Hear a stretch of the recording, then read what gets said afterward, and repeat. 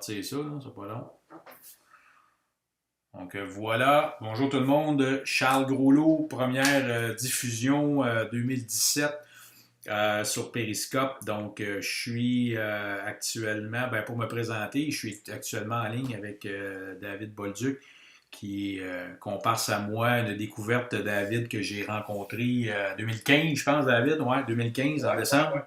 Avant Noël en 2015, voilà. Super Saint-Hubert à Magog. Donc voilà, donc David qui m'avait été, salut Luc Beaubien, un ami à moi qui vient de joindre à nous. Donc, c'est ça, David que j'ai rencontré, qui est un plus jeune que moi, mais en fait, qui est un freak, un geek, appelons ça comme on veut. J'ai trouvé un peu mon égal en termes de technologie, de téléphonie, d'informatique, de réseaux sociaux, de vidéos. C'est d'ailleurs lui qui m'a introduit à Apple Watch que je ne porte pas aujourd'hui parce que j'ai pas ta Watch? Non, parce que je travaille de la maison. C'est ça, c'est un petit bout de temps on voulait le faire. Je veux faire des espèces d'émissions, de capsules comme ça. Moi qui est l'un des très gros axes de communication que je veux prendre en 2017, c'est de parler beaucoup réseaux sociaux, mais surtout l'intégration de vidéo marketing en 2017. Donc, l'intégration de vidéos dans vos publications sur les réseaux sociaux, que ce soit via Facebook, via YouTube, via Periscope. Je vous dirais, excusez-moi, un petit problème des yeux. Donc, Periscope que j'affectionne particulièrement, je trouve que c'est une technologie qui est fascinante. Surtout depuis l'intégration avec maintenant, on peut le faire en direct avec Twitter. Donc, moi, c'est un des très gros axes que je vais travailler, si vous voulez, en 2017.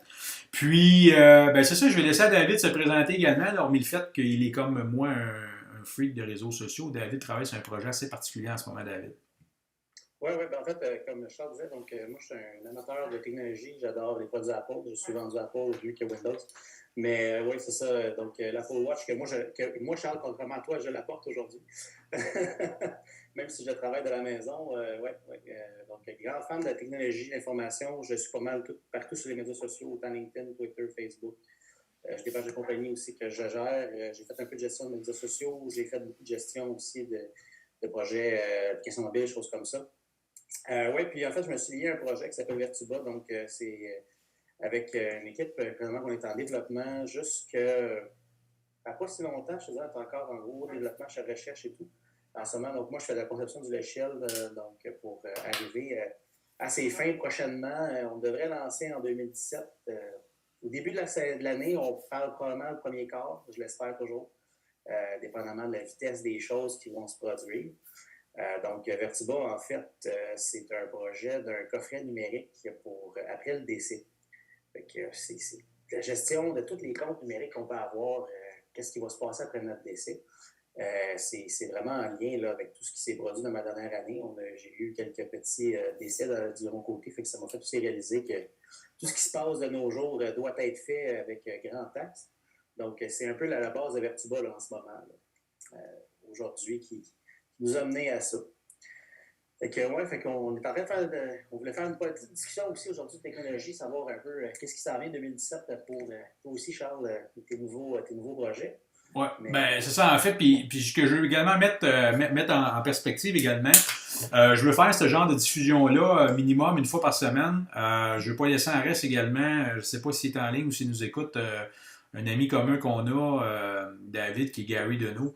Gary Deneau va faire partie également des discussions parce que Gary de la firme Rinzinzin fait le développement d'applications mobiles, puis je pense que les applications mobiles, c'est aussi un axe assez à considérer, particulièrement en 2017. Donc, Gary va joindre souvent, puis il n'est peut-être pas dit même qu'on ne pourra pas le faire, faire un trip à trois dans notre conversation. Ce que je veux aussi amener, c'est ça, c'est que, comme je vous disais, on va parler de réseaux sociaux, on va parler de technologie, on va parler de téléphonie, on va parler de tout ce qui est vidéo, les diffusions, le streaming live. On va parler d'automobile, je ne peux pas ne pas intégrer le domaine automobile. Les gens qui me connaissent savent comment je suis passionné par l'industrie automobile pour y avoir fait un passage aussi dans ma vie. Je travaille d'une façon ou d'une autre actuellement sur des projets qui sont reliés très près à l'industrie automobile.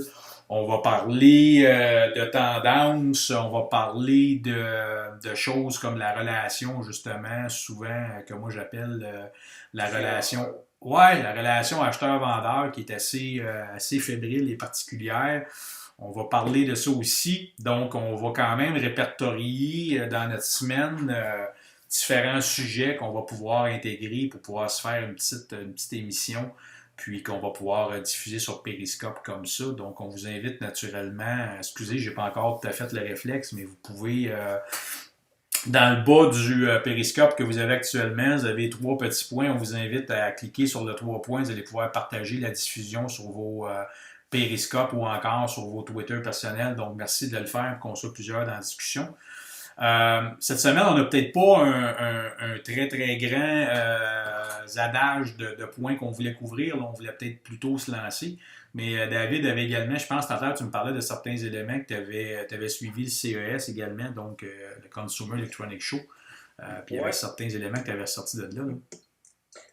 Écoute, tu as des éléments qui sont assez comiques qui peuvent avoir sorti de là, dont les entreprises commencent à mettre fin au OLED comme c'était avant, là, donc les belles télévisions LED 1080p qui sont sorties quand même en 2008. Puis Sony et Samsung ont été les 2 premiers à sortir des technologies qui sont nouvelles, donc le 4K, bien évidemment, on savait déjà que le 4K s'en venait partout. Ils poussent ça dans les gorges de tout le monde, puis on savait déjà qu'au Japon, ils sont déjà rendus à 8K en train de produire du 12, mais pour que consommateur standard comme toi et moi soit capable d'avoir une télévision en 4K, ben c'est ça. Fait qu'ils s'en vont sur les nouvelles pales. Les télévisions qui sont supposées être moins chères, on verra bien. Parce qu'entre toi et moi, une télévision 4K, c'est encore au-dessus de 1500$, voire peut-être 2000$, une bonne télévision. On n'a pas vu encore des 32 pouces 4K. C'est assez rare encore aujourd'hui.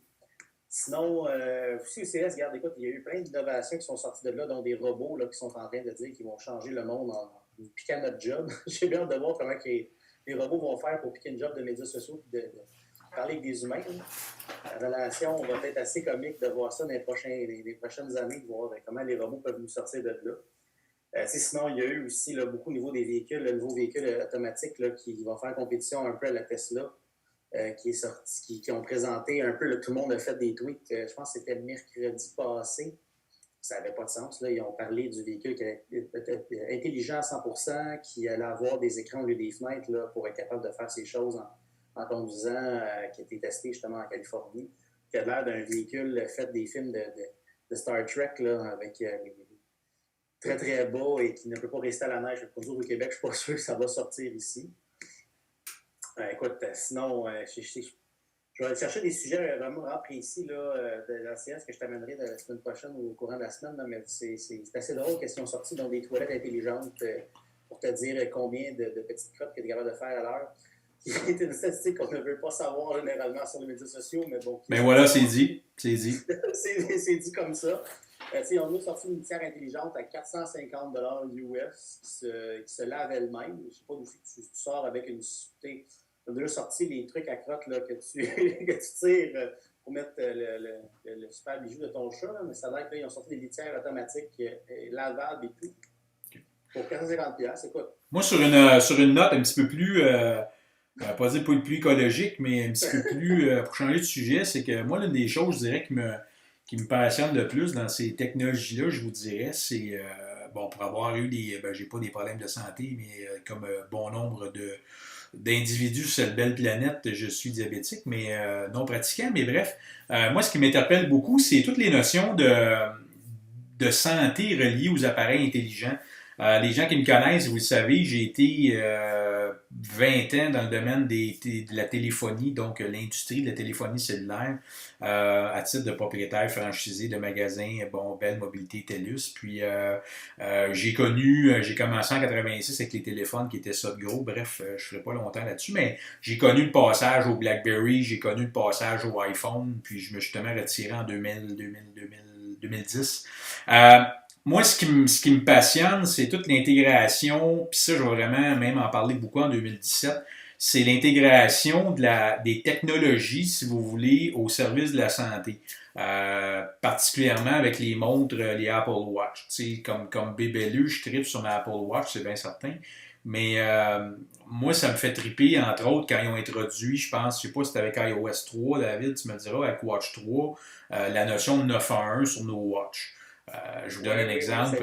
Effectivement. Ouais, tu sais, je vous donne un exemple. Moi, je marche quotidiennement à l'extérieur avec mes toutous, puis je sais, puis je l'ai même testé en fin de semaine. C'est super drôle, David, par erreur. Tu sais, si tu tiens le bouton de ta Apple Watch, mais ta Watch va communiquer via ton téléphone au service 911, puis je l'ai testé, puis le 911 me répond. Tu sais. Ça me fait triper solide. Je pense également aussi à une autre option qui était bon. On est capable maintenant de mesurer la pression artérielle, on est capable de mesurer le pouls, c'est des choses qui se font déjà, tu sais, avec l'Apple Watch. Moi, j'ai vu, tu sais, avec là, je pense aussi, bon, il y a un bidule même qui va se connecter, qui peut mesurer ton taux d'économie également avec ta Apple Watch. Fait que si on pense à toutes les technologies qui se connectent en plus à ton téléphone, puis qui vont pouvoir envoyer l'information, puis bientôt, ça n'aura plus besoin du téléphone, puis que l'info va pouvoir s'en aller. Tu sais, si moi je pense au centre, un exemple de personnes âgées, où est-ce que ben c'est ça, tu as une personne âgée qui a la montre, puis il y a des signes vitaux qui peuvent être poussés directement, soit au poste, soit à un médecin. Que ce soit les taux de sucre, les taux de glucose, les pressions artérielles, écoutez, c'est malade. J'ai même vu en fin de semaine au CES, il y avait, je ne vais pas partir longtemps là-dessus, là, mais bon, des bas, parce que bon, naturellement, les diabétiques, souvent, on a une maladie par la bande qui s'appelle une neuropathie qui est une perte de sensibilité d'un pied. Donc, naturellement, c'est que ces bas-là, si vous voulez, servaient à ni plus ni moins qu'à prendre de la bon, tu mets les bas, puis ça peut pousser soit des points de pression, ou ben, en tout cas, du moins des signes vitaux que tes pieds transmettent à ton téléphone pour dire, bon, ben, regarde, tu as une perte de sensibilité, tu as une perte de chaleur, le sang ne se rend pas là. Écoutez, c'est fou. Fait que moi, honnêtement, là, ça me fait triper, puis je vais suivre ça de proche, moi, beaucoup en 2017, parce que c'est vraiment trippant, si vous voulez, tu sais, les possibilités que ça va amener, puis tout ça. Ouais. Moi, une autre chose que je vais suivre bien gros, puis c'est vraiment drôle parce que, tu sais, autant que j'étais un tripeux de téléphonie, ben, je veux dire, j'étais un tripeux, je suis de moins en moins. On dirait qu'en ce moment, je deviens plus comme un consommateur. Mais, tu sais, j'étais interpellé par ces technologies-là, tu sais. J'ai pas changé mon téléphone encore pour un iPhone 7, tu sais, parce que je suis pas...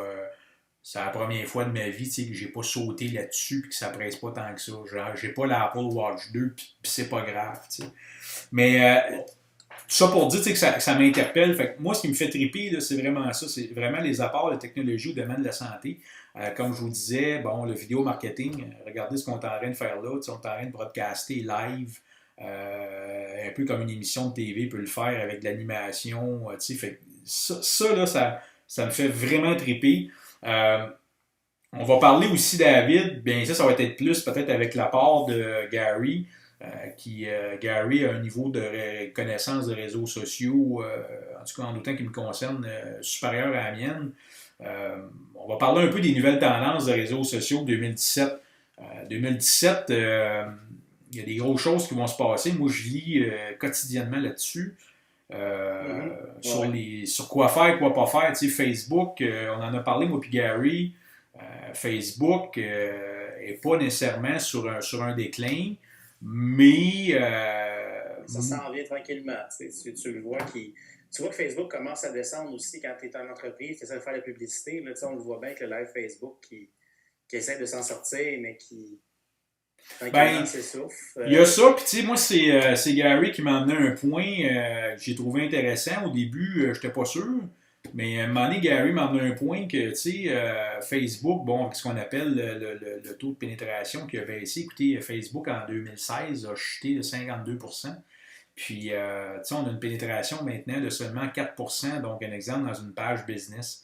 Fait que ça, ce que ça veut dire, pour ceux qui ne suivent pas nécessairement ça, c'est qu'à tous les fois que tu fais une publication sur ta page business, puis mettons, tu as 100 personnes qui t'aiment dans ta page, qui aiment ta page, tu as 4 personnes seulement qui vont comme être interpellées par ce que tu vas faire, puis sur les 4%, mais tu as 50% de ce 4%-là que c'est mon oncle, ma tante, puis tes chums, que peu importe ce que tu fais, peu importe ce que tu dis, t'es la vérité et la vie, c'est toujours beau, tu sais.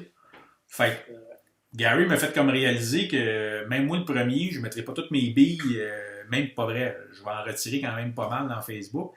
Puis moi, personnellement, mes canaux dans les réseaux sociaux en 2017, c'est pas vraiment compliqué. Ça va être c'est LinkedIn, c'est YouTube. Je veux vraiment travailler à développer mon canal YouTube pour vraiment l'avoir sur la coche. Puis je veux faire du live comme on fait là. Tu sais, Periscope, c'est vraiment, ça me fait triper depuis le jour 1 que c'est sorti. Puis d'autant plus que là, ils l'ont connecté avec Twitter. Là. Donc, avant, Periscope, c'était comme ce qui était dans Periscope restait dans Periscope. Mais là, maintenant, notre diffusion qu'on fait en ce moment est diffusée en même temps en live dans Twitter. Fait que, sur le live feed directement. Ouais. Fait que moi, ça va être. Puis écoutez, si vous saviez le temps que j'ai passé à étudier ces nouvelles tendances-là, vous ne croiriez pas ça. Fait que ce sont mes canaux de communication, puis c'est ce que moi j'enseigne à mes clients.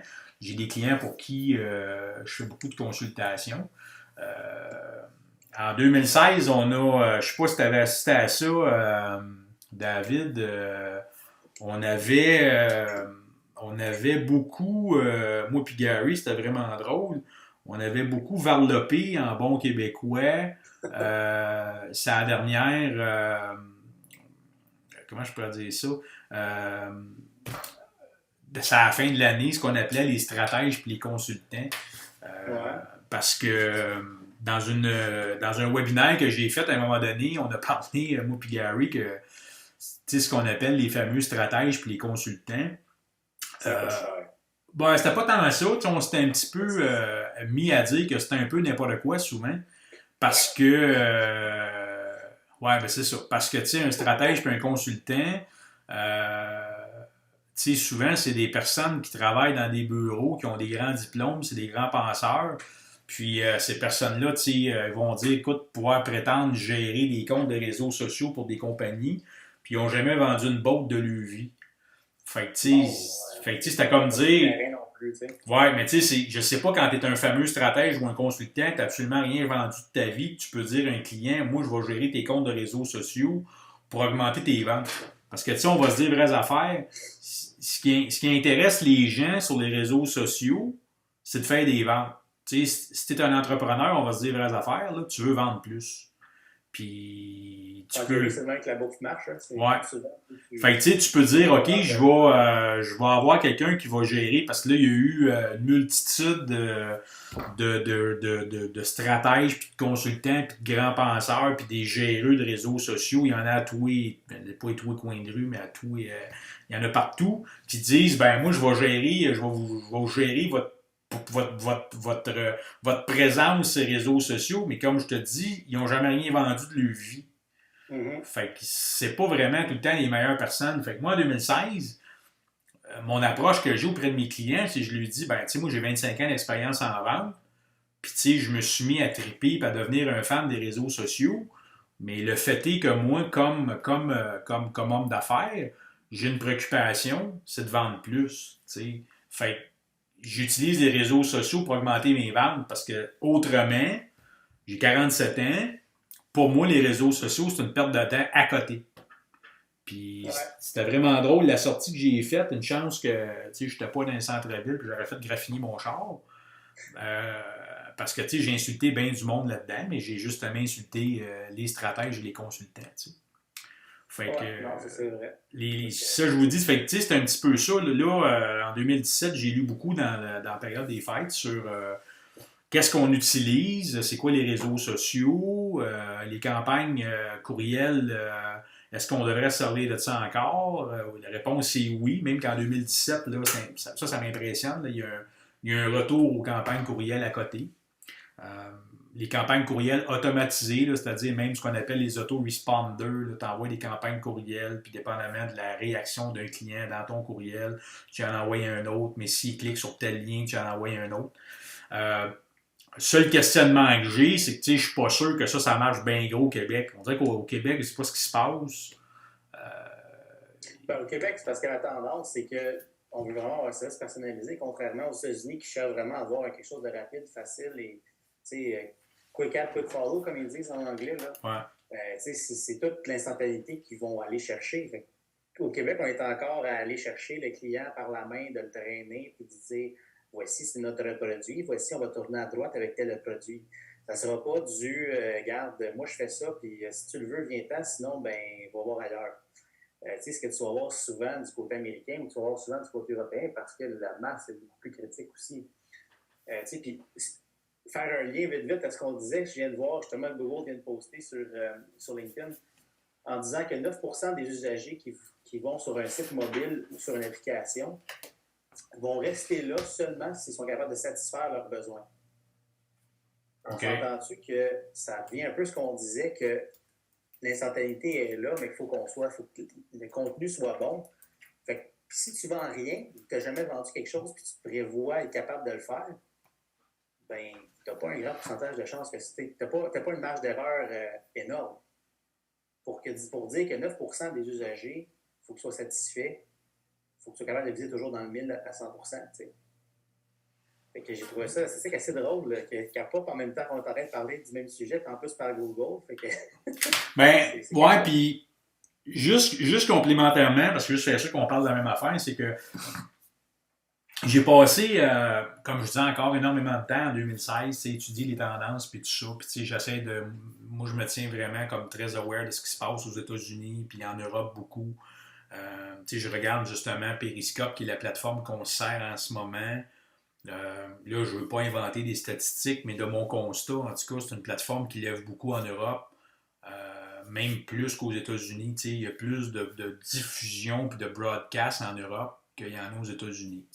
En tout respect, peut-être parce qu'aime ça s'écouter parler, mais bref. Je regarde les campagnes courriels aux États-Unis, parce que quand tu demandes aux gens, moi je fais beaucoup de consultations, puis quand tu demandes aux gens, est-ce que vous croyez encore au potentiel des campagnes courriels? Puis les gens disent que non, puis les gens disent non, moi je pense que c'est puine, mais écoutez, 65% des ventes, là, en passant, ils se font encore ces campagnes courriels. Fait que 65% des ventes qui se font encore par courriel. Fait que c'est sûr que c'est encore bien hot, les campagnes courriels, mais si je regarde un exemple, moi, il y a des joueurs que je suis dans l'industrie, là, parce que moi, je suis des gens dans les réseaux sociaux et dans le vidéo marketing, je reçois des courriels d'eux autres à tous les jours. Je pense à Amy Porterfield que je suis, je pense à Grant Cardone, Ryan Stewman, qui sont des gars, des mentors en vente que j'ai. J'ai des courriels d'eux autres à tous les jours, puis ils m'ont pas encore tanné, puis ils m'écrivent 1, 2, puis 3 fois par jour. Par contre, il faut comprendre que ces gens-là, quand ils pitchent une campagne courriel, ils ont des listes, écoutez, ils ont des bases de données d'à peu près 100 000 dans les bases. Grant Cardone, je pense, qui était rendu, je pense, à 500 000 noms et adresses courriel. Parce que la portée, ce qu'on appelle la pénétration d'une campagne courriel, c'est 3%. Fait qu'écoute bien, pour chaque 100 courriels, tu as 3 personnes que ça se peut que peut-être. J'ai pas dit qu'ils te lisent. Là. J'ai dit que ça se peut que peut-être qu'ils te lisent. Fait que nous autres, il faut comprendre que quand tu envoies une campagne courriel à 32 personnes et que tu n'as pas un retour épouvantable, il ne faut pas que tu sois déçu de ça. Par contre, j'y crois, moi, qu'un courriel qui est envoyé, qui est personnalisé, parce que 2017, ce qu'ils disent, c'est que la campagne courriel est bonne dans la mesure où elle est personnalisée. OK? Ça, c'est sûr. Mm-hmm. Puis plus que tu vas mettre de variables dans ton courriel, genre du bonjour, M. Bolduc, bonjour, M. Rollo, plus que ça va être bon. Puis il faudrait même que tu ailles jusqu'à 3 variables, OK, dans ton courriel. Puis les gens, ce qu'ils disaient, toujours dans ce que j'ai lu, puis j'ai essayé, parce que c'est un jeu d'essai-erreur, c'est qu'arrêtez, pas arrêter, je vais m'inclure, arrêtons de faire des campagnes courriels ultra méga toutes belles avec des beaux bonhommes, des beaux cadres, des images. Les gens s'en foutent carrément. Puis, il va venir à 100 000 à la ronde. Ouais, exactement. Puis plus que ton email il est beau, plus, c'est-à-dire moins qu'ils vont te lire, puis parce que plus que ça a l'air d'un courriel qui est trop brodé. Je pense même à Grant Cardone, ça me fait rire parce que, écoute, il envoie ses courriels peut-être bien à 500 000 personnes, puis tu vois que c'est 3-4 lignes écrites à la main. Ben, pas vrai, excusez, c'est pas ça, je voulais dire 3-4 lignes, bien cucu, pas d'image, pas rien. Puis en bas de son courriel, il marque Sent from my iPhone.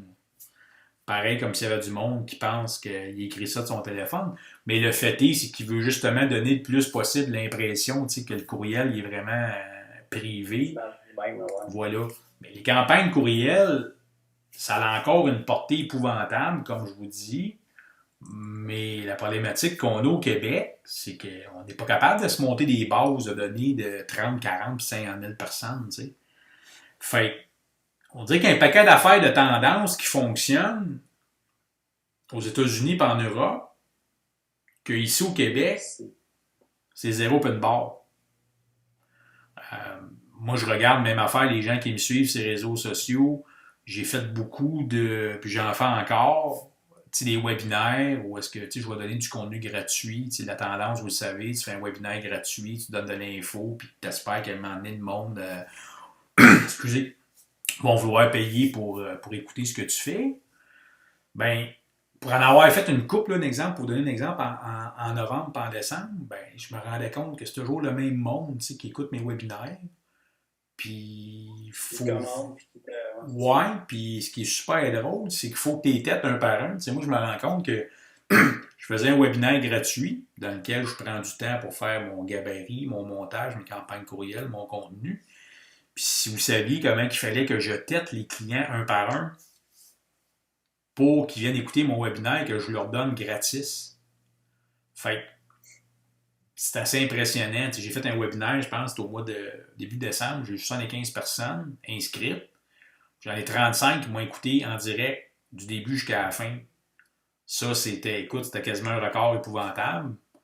Mais aux États-Unis, je veux dire, c'était à coût de 2-3 000 d'achat. Il y a des tendances, comme je vous dis, qui fonctionnent, mais il y en a qui sont propres au Québec. Il ne faut pas... Faut pas se leurrer non plus. Ouais, c'est décevant, là, tu sais. Moi, je vous dirais, j'ai fait des belles découvertes techniques puis des belles découvertes de réseaux sociaux en 2017. Mais j'ai fait des constats qui m'ont fait chier solide aussi, là. Parce que. Donc, celui-là. Ouais, ben parce que j'ai mis de l'énergie épouvantable là-dedans. Puis, tu sais, le monde t'écoute pas. Tu sais, je regarde même la diffusion qu'on fait là actuellement. Tu sais, on a comme 35 personnes. Je dois avouer que je suis assez surpris et content. On a 38 personnes, 38 spectateurs totaux. C'est correct, mais tu sais, ça fait 25 minutes qu'on parle, tu sais. Puis, tu dis, tu peux pas juste faire ça honnêtement parce que ça me tente de voir ma grosse face sur les réseaux sociaux. En passant, on n'est pas plus beau, là. Mais c'est juste de voir que, tu sais, moi, j'en suis des présentations comme ça, si vous voulez, à tous les jours, je triple dessus. Puis, écoute, ils peuvent faire, l'autre jour, il y avait une fille en Europe qui a fait une recette de galettes du roi, puis je pense qu'il était à 75 000 à l'écouter. Fait que, tu sais, au Québec. Au Québec, ce que je sais, c'est juste ce qu'on est en train de faire là, David, après-midi. Il n'y a personne d'autre au Québec, excusez mon bouvier, c'est la beauté du direct. Il n'y a pas personne, tu sais, qui au Québec est en train de faire ce qu'on est en train de faire là après-midi. Fait que, tu sais, à la limite, on est aussi, comme je vous dirais, assez précurseur. Mais ça reste, il n'y a pas grand monde. Tu regardes aujourd'hui ceux qui vont faire des lives, ceux qui vont faire justement des discussions comme ça en informatique ou juste littéralement devant une caméra, puis tu peux quasiment compter sur le doigt de la main au Québec. Tu sais, en as quelques-uns, tu en as plusieurs qui vont faire à la télévision dans certains talk shows. Mais comme ça, le live, c'est plus rare. Ou souvent, ce que tu vas voir, c'est que ceux qui vont le faire en live, ils n'auront pas un gros auditoire, ils vont en avoir un certain. Mais qu'en rediffusion, souvent, c'est là qu'ils vont prendre le pic. Parce que souvent, le soir ou l'après-midi ou dans les pauses, les gens vont les se connecter pour l'écouter ou pour le revoir, puis ils vont l'écouter au complet. C'est souvent, si tu as pogné ton auditeur dans les 5 premières, je pense qu'il disait, c'est dans les 15 premières secondes d'une vidéo, si tu pognes ton auditeur, tu l'as pour le durer de ton vidéo pratiquement au complet. Tu sais, qui est une statistique assez parlante aussi par elle-même, là, ça en fait. Oui, puis, excusez, je vais revenir également à l'écran. Oui, tu as tout à fait raison. Puis en même temps, ce qui est particulier, il faut faire attention, c'est que quand, exemple, tu vas faire une discussion comme on est en train de faire là en live, si vous voulez, tu sais, ben nous, on est chanceux, toi puis moi, David, tu sais, en tout cas, on a de quoi à dire, je pense. Là, j'espère qu'on n'importe une personne avec ce qu'on dit. On a de la matière, puis on a les connaissances techniques pour le faire. Parce qu'il ne faut pas que tu oublies, tu sais, je regarde le petit setup qu'on a là, c'est tout beau, là, Charles Groslot en bas, David en haut, notre logo, puis le kit, fade in, fade out, puis tu sais, on a les connaissances. Mais la problématique qu'on a, c'est que je pense qu'il y aurait des gens, qui auraient du discours intéressant, tu sais, à promouvoir ces réseaux sociaux, mais en même temps, ils n'ont pas les connaissances techniques pour le faire. Moi, Non, c'est ça. je regarde, moi, une affaire que j'ai travaillé beaucoup en 2017, c'est que je veux aider les entrepreneurs, les gens d'affaires, les conférenciers, les formateurs à utiliser les réseaux sociaux puis à pouvoir se diffuser comme on fait là. Parce que, tu sais, ce qu'on est en train de faire là, toi puis moi, David, même, bon, c'est super cool, on a un beau setup. Puis moi, je veux démontrer aux jeunes dans la démarche qu'on fait en ce moment. Vous regardez aujourd'hui, on n'est pas en cravate là. J'ai un Pas des t-shirt. cravates dans un studio avec une caméra ou des Voilà, exact. Puis c'est ce que je veux démontrer dans cette démarche-là, justement, c'est que je veux démontrer, parce que moi, je regarde les trois grosses tendances, je pense, qui ont empêché beaucoup les gens à faire pas qu'ils ont, mais qu'ils empêchent encore de faire du contenu vidéo en 2010, les dernières années. Les trois grandes raisons. La première raison majeure, c'est que les gens n'ont pas de connaissances techniques. C'est-à-dire que les gens ne savent pas qu'ils peuvent le faire et que c'est pas si compliqué que ça à faire. Actuellement, il y a des plateformes comme Periscope, comme Twitter, comme Facebook Live. Facebook Live, c'est une plateforme qui est assez facile à opérer pour lancer un live. YouTube. Fait que, quand tu fais du live, ça devient un petit peu plus compliqué. Là. Je pense que c'est vraiment Facebook Live, je pense que tu vas être d'accord, David, qui est la plus facile. Oui, c'est le plus facile, c'est la plus instantanée aussi. Ouais, c'est ça parce que. Il y a vague Meerkat aussi, qu'il faut se rappeler aussi que dans les débuts, donc c'est mi-2015 quand Meerkat est sorti, qui était devenu la plateforme de live parce que tu pouvais pitcher en même temps sur YouTube et sur Twitter. Absolument. Mais qui était seulement mobile. Tandis que là, Periscope, tu peux le faire sur ton ordinateur à cette heure, justement avec les logiciels style OBS. Et plusieurs autres, là, je sais qu'il y en a plusieurs, dont il y en a un nouveau là, des IBM là, qui est sorti, IBM ou Intel là, qui est sorti mi-2016. J'ai oublié le nom, bien évidemment, là, mais qui fait ça aussi, qui est pour la compétition.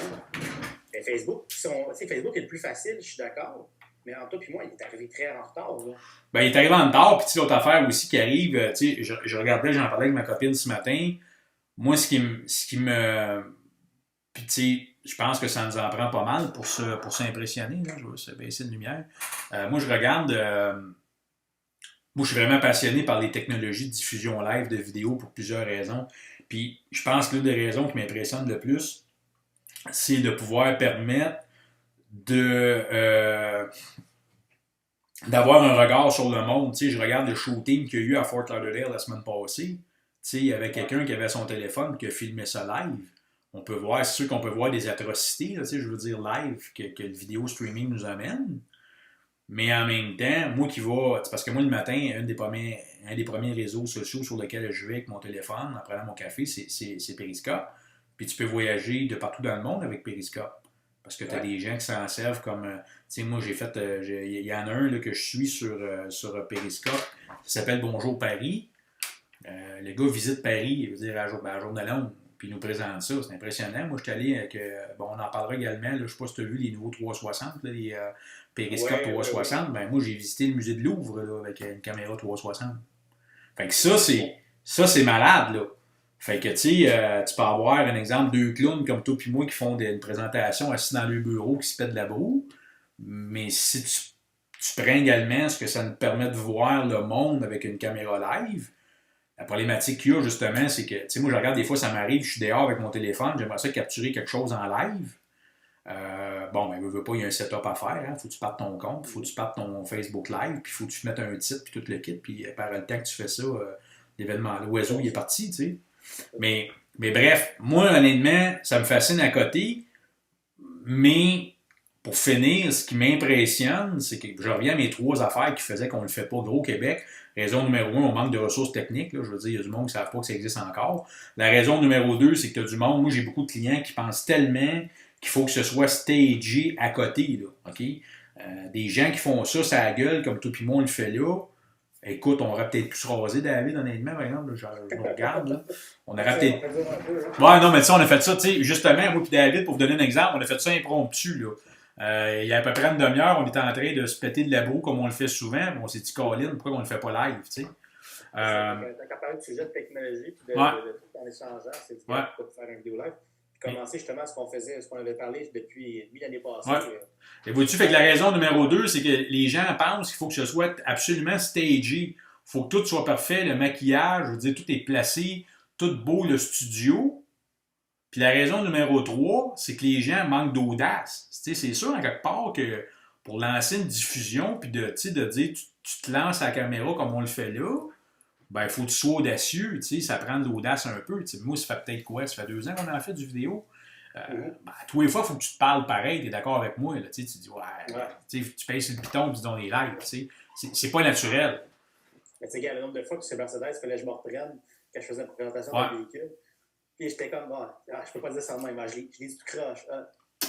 Mais ça, en même temps, moi, ce que j'arrête pas de dire au monde, faites-les. Je veux dire, qui est pire? C'est celui qui le fait peut-être pas 100% stagé ou bien, fallait.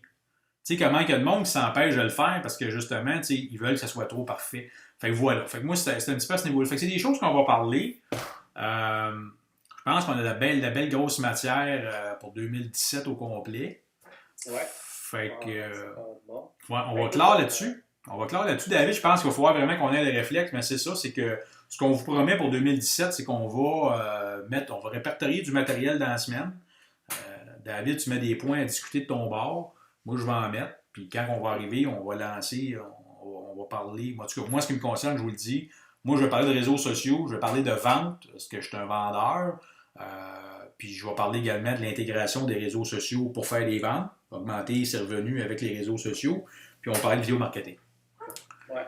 Puis toi, David, de quoi tu vas nous parler de macramé, de recettes et de. Sincèrement, je vais t'amener tout ce que ça fait aussi décoration. C'est pour bien agencer vos meubles à la maison. OK. Donc, moi, je vais parler plus de la technologie. Donc, tout ce qui sort en ce moment des nouveaux technologies au niveau de ce qui va s'appeler mobile, ce qui va s'appeler sur ordinateur, des nouveaux processeurs, choses comme ça. Des nouveaux logiciels aussi, ou des applications mobiles qui sont assez intéressantes, là, qui sortent à tous les points de vue.